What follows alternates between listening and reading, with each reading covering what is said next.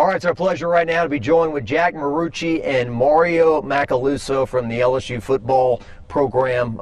These guys do a great job evaluating analytics and many other different things. Appreciate you guys being here today. Yep, glad to be here. Glad to be here. We're here because it's Heisman Trophy week, and Jayden Daniels has made everyone so proud. He seems to have a very good shot at winning this. What's it been like to watch his development here? You know, I think it's there's some parallels with him and Joe, but Jayden had so much more experience going in, so we had a lot of data to look at to have markers to how he's been progressing. And I think our coaching staff's done a fantastic job to find out what he does well and apply it to the field. And I think this year we wanted to see with some of these technologies, can we maybe even enhance that with the coaching staff? And that's what we wanted to play out and see how the data looked. And it really is a tribute to the staff and everybody in the department working with him, because his numbers are way off the chart right now. Because we wanted to look at every coverage group. So we want to look at cover 1, cover 2, cover 3, and quarters. We have all his numbers from those years. So we have a historical piece that shows all the data.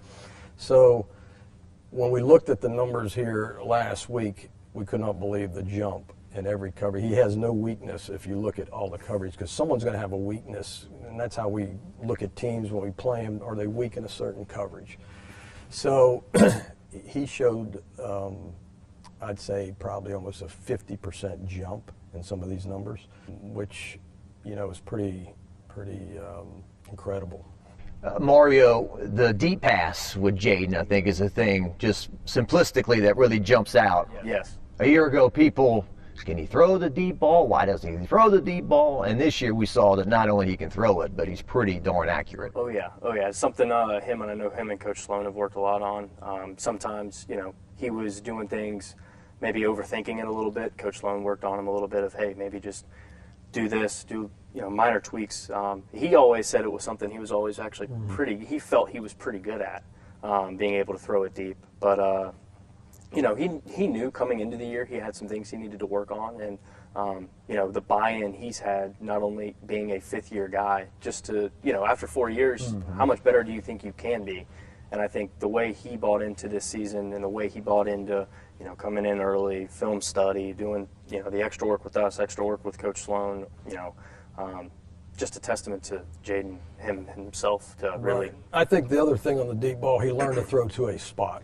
I think before he was tracking the receiver, and we noticed that through this system that we've been using, this AI system with them, the Cognize system, that you can see because it has an eye tracker in there. Then we noticed all of a sudden he is throwing to a spot, and that receiver can get to that spot.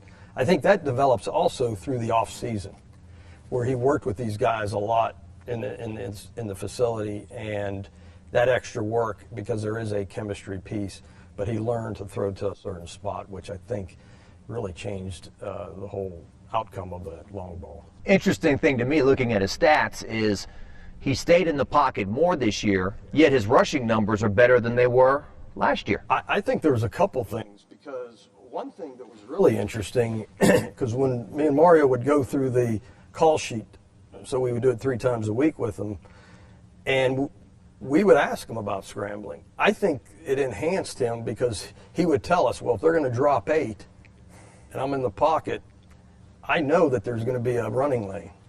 So I think it helped him develop. He was really, cognitive about the processing, and he knew when to scramble. Or say if it's man coverage, he knew there would be an opening on a certain alley. So I think that allowed him to even be more efficient, which you never thought it would be, but from his scrambling ability. And Mario, I guess, okay, we're biased, right? We watch this guy play every week. But I'm not sure, like, for example, take a look at the Florida game. As a football player, taking over a game as a runner, as a passer, putting up over 600 yards like he did in that game. Yeah, he's something else. He's, and I think to go to his, like you were asking with his rushing, when you're able to throw that deep ball, when you're able to throw that long ball, the defense has to compensate for one or the other. So pick your poison. He's either going to kill you throwing the ball deep and hitting Malik and BT down the field, or you're going to give up a running lane for him. Or if you're going to try and contain him, he's just going to keep dumping off balls all over the field to his guys. He's just a special player, special talent. I mean, he's something else. I don't think we've ever seen a quarterback at LSU that could run 85 yards for a touchdown up the sideline. I can't, all my years, I don't know if we've had one. I don't think we have. We've had some great athletes back there. You know, Herb Tyler, I remember the Florida game, took one. Jordan Jefferson in the first play of the Tennessee game in 2010. Yeah. But I think the consistency that he's had, these long runs were, I mean, I think he averaged over 8 yards a carry, I believe. And that includes all those sacks, too, because college still uses that. So, yeah, I mean, you talk about a true dual threat when we talk about it. And you talk about all the passing and everything he has, and we always say, oh, by the way, he had 1,100 yards rushing. And I think the other thing that's special with Jayden, too, is he's a dual threat that doesn't look to run first. He's going to sit back there. He's going to go through his reads. And, you know, with him getting, you know, more work off, you know, with his, like, private quarterback coach he's gone back to, Coach Sloan, you know, this deal, he's even able to go through more of his reads and then pull the ball. Whereas, you know, you watch some dual threat guys, they're looking to just scramble as soon as they can. So he really is a pick your poison dual threat. Now, at practice, you measure his miles per hour, right? Yeah, we start using a technology, Sportable, where we could start looking at ball velocities. We could look at spin rates. We look at, you know, what direction he's throwing the ball, apex of throws, to look at long throws. There is a sweet spot. And we did see progress even from a spin rate. And actually today we have a young guy coming in, Chris Hess, we're gonna look at some of this this afternoon. But I think that getting that feedback and just, you know, giving them, you know, some of that information just makes you a little bit more aware of what you're doing in practice. Maybe, you know, he can take the coach's techniques and even concentrate a little bit more to increase some of those spin rates, increase some of that accuracy. As far as how fast he can run. Okay, as far as running, yeah, I mean, we have the catapult. I think he was clocked, what was the fastest? 21. 21-ish? Yeah, he's probably 21 and a half, which is really, really fast. If you think about it, the NFL caps, you see around 22, 22.4, 22.5. And that's the top. So when you start sitting in the 21s, mid 21s, that's moving. On my little jogging app there, and I hit 8 or 9 miles per hour every now and then. So it's just a jog app. I mean, if I went full throttle, obviously. Right, obviously. You're holding it back. And you guys are big on character here. You want guys, like in 2019, 2007, 2003, you had analytics that told you good guys over not so good guys. Yeah, and I think he fits that model. And I tell you, the thing that I really enjoyed about him is how he operates in the building, especially the people. You know, we always talk about character is how you treat people within the facility, and as you talk to people and pull people in the building, not based off of their, you know, credentials. He treats everybody the same, and I think that to me speaks volumes. You know, when we had to set up a session with him, he was always here on time. He always got back with you, and you know, he's a guy that, you know, when we look at character, he sets the model, the bar. He's very coachable. You know, he can humble himself to take direction from our coaches. You know, we always say, what do you do off the field, you know, when people you think aren't watching you? And he has a great, you know, reputation off the field, the things that he's done in the community. And simply, you know, does he do the things you ask him to do? Does he go to class? Does he make if he has tutors? So those are all things that encompassing, which tell me that his character is not just in front of us. It's a holistic piece that we see. Mario, what have your interactions with him been like? Awesome. I mean, he's one of the, you know, better dudes that you're ever going to come across. I mean, you see it, you know, on TV. You see when he's playing, he's always got a smile on his face. He's a dude he's not going to complain. He's going to put his head down. He's just going to work. He's going to work to win. You know, and it's tough. You know, being the starting quarterback at LSU is not the easiest. There's a lot that's asked of you. There's a lot that is thrusted upon you. But since last year even, he took everything in stride, plays the game to have fun. I mean, he's the most lively kid out there. But, like, personally, like, he's one of the best. Like, he's all you wish is for him is to succeed.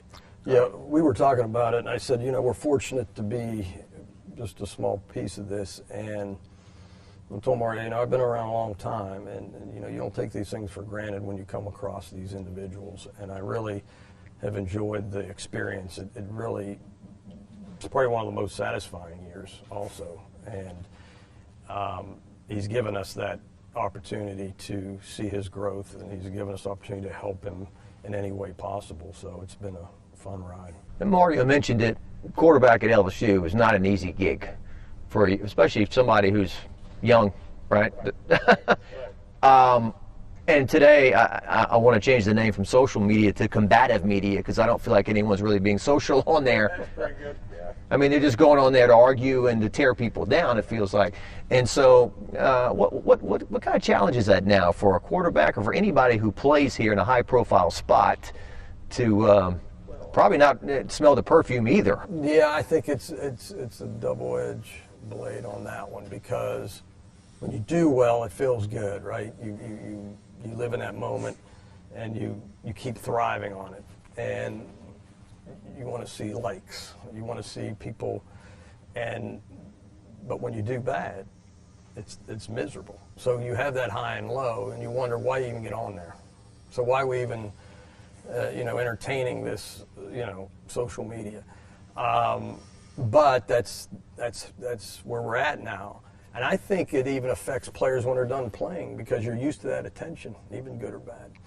And I think it affects them even more so, because the relevancy drops tremendously, And so I think it does affect these guys, and I think you have to be smart to, if you're going to use it, use it as a positive. There's things that you could, but it's just the way it is now. And as you know, someone's going to come and attack you. They want to see, it's almost like people want to see some people fail for whatever reason. Maybe they had a bias, or they had, this guy will never be any good. But they want to keep proving that. And it's hard to, a lot of people don't want to ever say they're wrong. Well, it's like right now, the sound of silence in here, right? Everyone's got to deal with that one day when the cheers stop and they no longer run out of that tunnel. Exactly right. You're exactly right. And that's part of that silence. But it's through the social media silence. And I think that really affects an individual in any light, entertainment or whatever, but athletes especially. Now you've lost that whole piece of, the attention, and now your schedule's been interrupted. You don't have a schedule as you would have in the past, so you're right. If he wins this weekend, you're talking about 2 Heisman Trophy winning quarterbacks at LSU in a 5-year period where, let's be honest, this place was kind of labeled a quarterback graveyard for a long time. What would that mean? I think it tells you, that we have something, here that is now more conducive to receivers. I think the day and age of throwing the ball, we've always had receivers, so we know that. If you go through the rosters, now I think people that are here coaching understand, well, let's get them the football. Let's use that as a strength. And I think that's highlighting these quarterbacks. So if you're a young quarterback, I would love to see that. We know that if you have good receivers, and we kind of scouted us during camp, Mario was looking at accuracy, right? We were looking at accuracy from the quarterback. Well, you can reverse engineer that. If you have a good receiver and he's very efficient getting open and he has the cognitive piece to do that, such as a Malik Nabers, they create accuracy because you can anticipate where they're at. So we have those type of receivers. We're going to continue to have those receivers because of the state. And I think that if you're a quarterback, why wouldn't you come here? I mean, it'd be hard to say, tell me the downside now. I think Jack hit the hammer on the nail there. If I was a quarterback, if I was the number 1 quarterback in the country, I know where I'd go to school. I mean, think about it. All the receivers, you name all the receivers we had, all the running backs we have, the linemen we're going to have playing in the NFL. Like, it's a factory down here when it comes to skill positional talent, and something we surprisingly have never really had a lot of. But I think Joe and Jayden especially have proven if you're good enough, you can make it work here. You're going to be impressed. Theodore Roosevelt said that comparison is the thief of joy, right? But naturally, people are going to compare Joe and Jayden. How would you compare those two guys? Well, I think from the work ethic piece, you saw how they evolved into who they are. Now, Joe going into the 19 season, I felt like, looking at the last 4 games, I saw something there. Okay, yes. Jayden kind of stayed steady. We try to have him even as a pure drop back against Arkansas. But Jayden, his last year, this past season, he really took a hole where Joe was here. He was like on a spaceship rocket, just because of things that, to me, I'd be excited if I'm an NFL team taking him, because you can see that we talked about him taking in coaching, but the growth is phenomenal. But if you look at both of their pathways, they're very similar. They're both transfers. They both had 2 years in the program. They both had work ethic. They were good leaders within the locker room. So I think there is a lot of pieces that you can see, but I think the biggest difference is Jayden's growth from the previous season to where he's at now. And I should have said this earlier. Watching him from the press box, when he runs, it doesn't appear like he's trying very hard. And you see head movement. He keeps a good eye level. He keeps a steady head where you're not getting all that. He is very under control when he runs. He feels very comfortable. I mean, how many guys can run and somebody's chasing you? Usually when you look back, you're going to get caught. He looks back and he just keeps going. I think he has a very unique, wired system that, like I said, you watch his head. He's very steady. He has a great vision, and he has total awareness where he's going to go. I mean, from the sidelines too, like he'll run to the edge, and you're like, oh, he's coming out of bounds, and then all of a sudden he just turns the corner, and you're like, how did he do that? And I never see anything like it. I've never seen anything like it, because you'd think he's going to get caught. And the Florida touchdown last year, the one where when we were at the 5, I still don't know how he made the corner there. It makes no sense.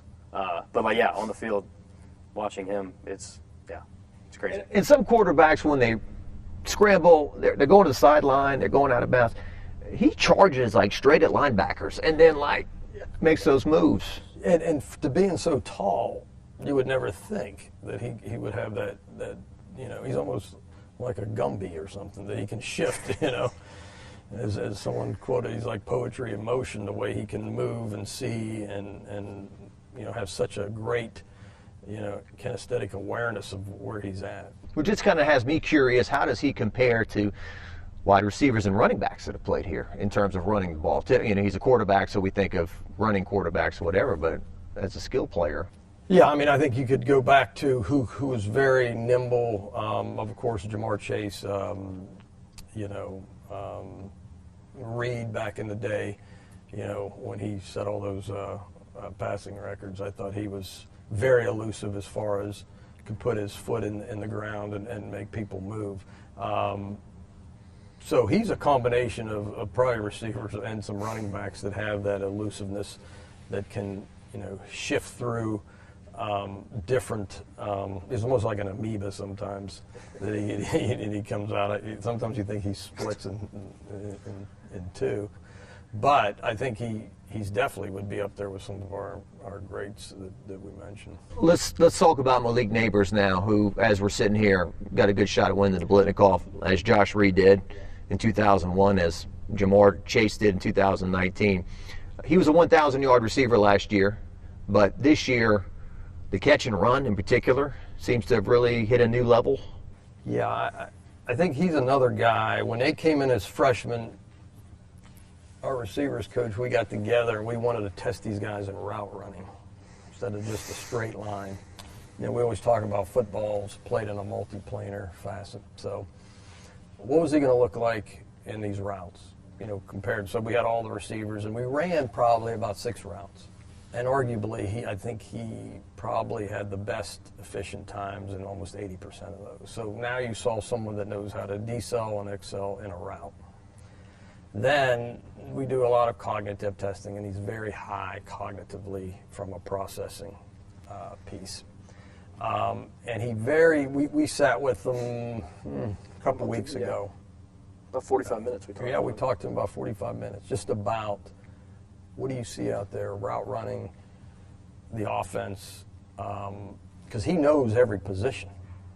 And he said it took him a little time, as high cognitive he is, so he knows he could play any position. So he has a total awareness of where everybody's going to be. And I think when you wrap all that up with its competitiveness, this is what you have. This is what you have as far as a top-end receiver. And, yeah, the catch and run is very, very impressive. But he also, if he has to go up for a ball, he can high point. He's not route dependent. What I mean by that, based off his eyes, we look at dominant eyes and we look at routes that some guys might be more efficient in. And we did not see any, bias towards one route or the other. So now you have a very multifaceted receiver that can do almost anything you need him to do, and play any other position, because we moved him into the slot. We had him on the outside, so move him in motion. I think he's a complete receiver. Yeah. No, I mean, it's crazy to think if he plays in the bowl game, he will break the school record in receiving, and he's got the receptions record. All the guys we've had, I mean, everybody knows, but he's in that conversation. He's put himself in that conversation. But no, our conversation we had with him a couple weeks ago was, it was really cool. And you get to sit and talk with those guys, and when it's just us two and them, like one-on-one, they really open up a little bit more, and you can ask them more about ball, and you can understand, like, he's an elite receiver, so, like, what does he see out there? Which a lot of times people don't really get the opportunity to talk to these guys and ask them about that. And the strength of his hands, too, right? Yes, yeah, I think we always talk about, finger length. Hand length's one thing. I think Mario brought up. You're grabbing, right? You're catching, and all that, is applied. So, yes, he has a very high, from a strength side, but if you look at his hands and his fingers, they're built to catch the football. And other piece we touched on a little bit, but the cognitive piece, we have noticed this. We used to think receivers and corners would just go out there and play. All right, they're athletic, they can adapt. They're one of the highest scoring processors, the most successful, are the guys who score, because they have to know a lot more than you anticipate. They aren't just going out there and running a route, or they have a pre-snap read too. They have to know what they have to have a predetermined approach on what they're going to do if the guy's in press. What's he going to do? Is he going to take an inside move? You're going to take an outside move? Or based off, the depth of the safety, when you do a choice route, which way is he going to, break the route off? So we have found over the years that it is very imperative that these guys are able, the high-end guys can process. Because if he's not on the same page as the quarterback, that's when the quarterback gets some interceptions. That's right. That's exactly right. And it goes towards the quarterback. That's where work, I know him and Jayden really worked a lot in the offseason together, just throwing in here together. I mean, just running through routes and throwing. Those little, 25 to 30 balls maybe in a 30-minute setting, it really goes a long way to, chemistry and being great during the regular season. It's all the small work in the off season that culminates together. Yeah, and that's the same stuff we saw with Joe and his receivers. It was the same thing. We talk about doing all these different things and making things. What makes good players? That right there is one of the things I think it's important that they have that. We use the word chemistry. We can call it whatever we want. But I think it's very important that they have that, because they build that over time. That is not something you can just roll out the ball and, okay, they're going to do this. But because look what Joe and Jamar's done in the Bengals. It's like they never even stopped. It's like they took that team and they just continue to do the same thing, because they know what each other's doing. They know what each other likes. They know each other's, favorite cereal. And all that becomes that chemistry. Is that even more impressive because Joe and Jayden were transfers? They don't have 4 years. No, you're right. So it's a good point because you think about this. The college football has changed so much. You may have guys for 2 years. You may have a guy for a year. The 4-year player is pretty much, almost eliminated. Our average is probably 2.5 years that you may have a guy.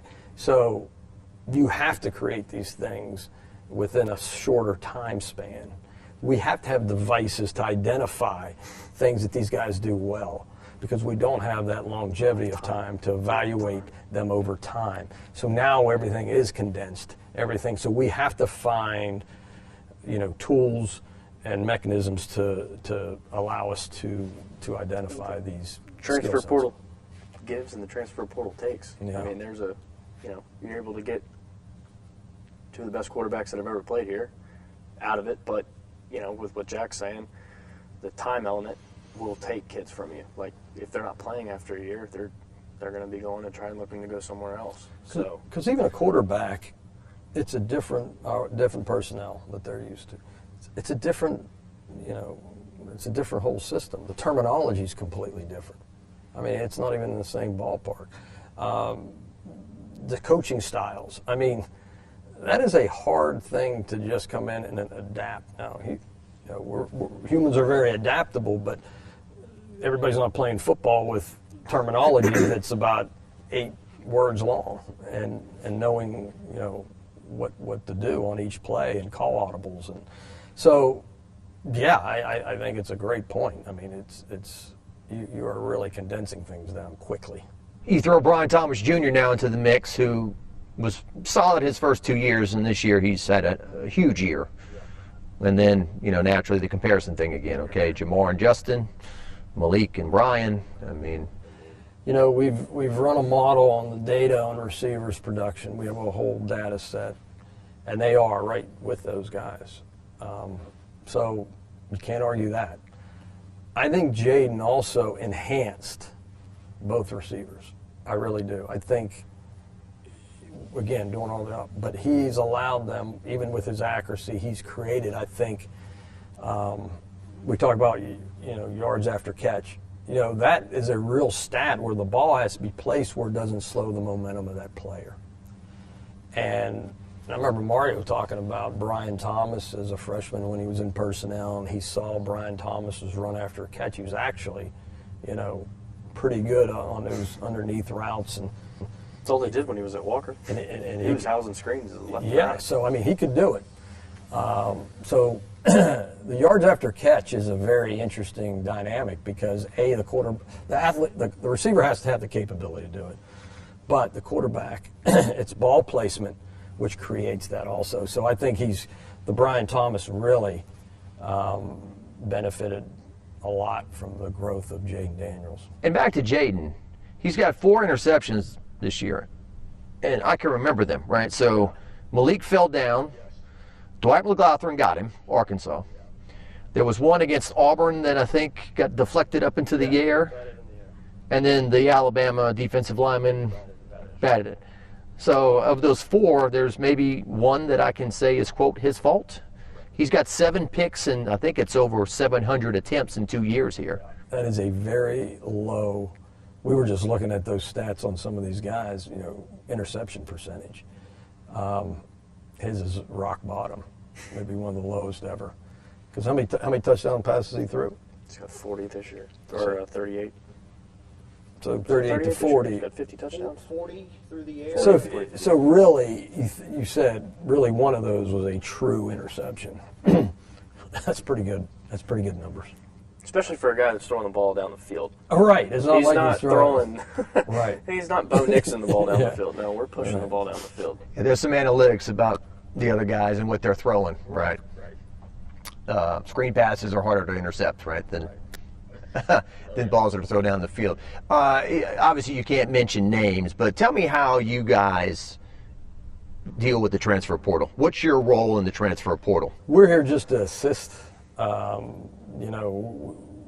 We never say you shouldn't look at the film. That should still be the end result. But maybe we can answer questions. maybe we could raise questions. Maybe we need to look at this guy. Maybe we need, so if they have a player that they're interested in, they'll give us a list, and we'll run them through that model. See, we can compare now. You can compare where guys are, and there's enough data points. I mean, you could have 30 data points easy on just coverage. So, there's a ton of things that we can put through this deal, and now you can see at least where they stack up. I think it gives you a little bit more, accuracy when you're evaluating a player.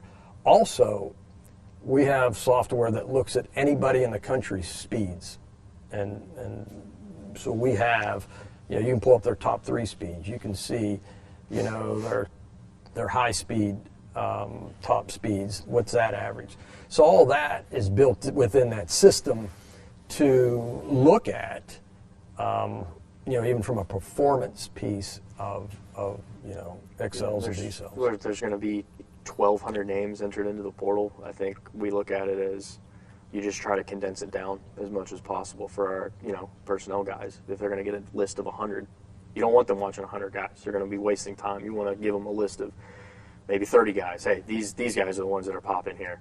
I think Jack, said a lot with just comparing. We have guys on our team. Obviously, you go to the portal to address either a need, maybe, hey, all right, so what do our guys at these positions look like? What's the floor we have? You're always trying to raise the floor in every single one of your rooms from a personnel standpoint.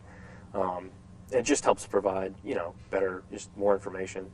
We're just a small piece of the puzzle. And the guys from Louisiana, like Logan Diggs, for example, they rise to the... They do. I think, and if you look at Will Redmond and their group's done a pretty darn good job. If you see, we've had success. We're not going to hit on everybody, because the population keeps growing. But if you look at the players that we have brought in here, they have. And I think the Louisiana player, yes, I think they do rise to the top. Because it's simply put, it means more, and we've heard that time after time, and that's the truth. They're going to just give you that effort because they grew up with it. It's within their blood. So I think all those things are important. So you have to look at all these metrics, and those guys do a great job with it. So as we said, we're here just to assist and give them the information that they ask. Let's end here. As you move from 2023 into 2024, this bowl game always bridges years. Brian Kelly going into year 3, how do we feel about things as the leader of this program and where it's heading? I think very good. Obviously, this year if we win that bowl game, it's a pretty good record. Now, the facts are, we had Mekhi Wingo go down. We had Greg Brooks go down. We had Zay Alexander go down. We've had things that, those aren't excuses. Those are facts. And when those things compound, it affects you. To replace a lot of those guys is hard because you have personalities too. You have a Greg Brooks who was the solid foundation of that defense. He could get on guys. He knew when you lose some of that, each piece, Wingo's the same way, it affects, I think it does affect, then look, the talent starts to thin out a little bit. So I think as far as a program, people should be excited. Look, we just talked about the quarterback situation. Why wouldn't you come here as a quarterback? Mike Denbrock is really, has worked his magic, and he had Desmond Ridder at Cincinnati, and look at the production he got out of him also. So why wouldn't you come here? It starts with the quarterback. We all know that. Then you bridge everything within. So yeah, I would be very excited about what's about to come in the future.